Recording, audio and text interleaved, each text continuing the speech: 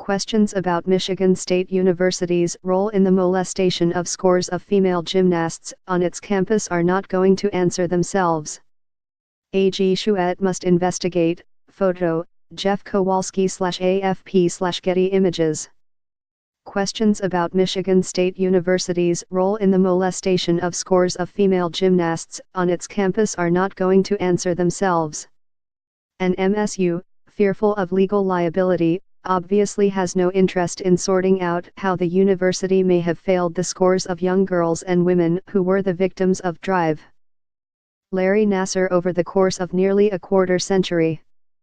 So it will be up to someone else to determine whether anyone at Michigan State could have acted sooner to put a stop to this monster. The most likely someone is Attorney General Bill Chouette, who pressed the criminal sexual assault cases against Nassar but has shown little urgency to probe the university and its officials for possible negligence. But evidence is building that MSU continued to deliver victims to Drive. Nassar while ignoring clear warning flags about his behavior.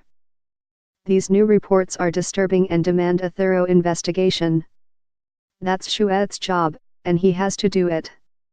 The Attorney General must empanel a grand jury to examine the evidence that suggests MSU has been engaged in a cover-up that first enabled Nassar to continue his assaults and then sought to shield university officials from accountability. Over the past week, investigative reporting by the Detroit News, the Lansing State Journal and other outlets has uncovered, among other things, that for 16 months while MSU campus police were investigating the molestation allegations, the university allowed Nassar to continue treating female athletes. During that time, he was supposed to have another person in the room whenever he was seeing a patient. But a medical assistant whose job it was to be in the exam room was ordered out by Nassar. And after she informed university officials, she was fired.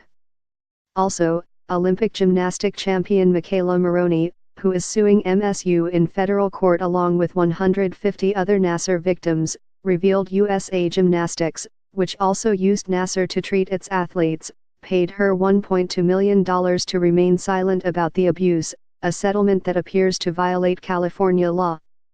Previous reporting revealed gymnasts had complained of Nassar's treatment to MSU coach Kathy Klages, who ignored them, and that Nassar's boss, Drive William Strample, was aware enough of what was going on to urge the doctor to alter his practices.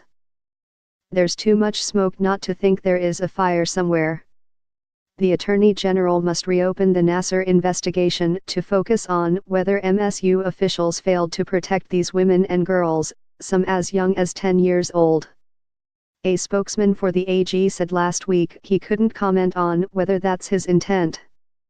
There's no indication that these victims have been interviewed by investigators to find out who at MSU they told about what was happening to them. That would be a good place for the Attorney General's staff to start.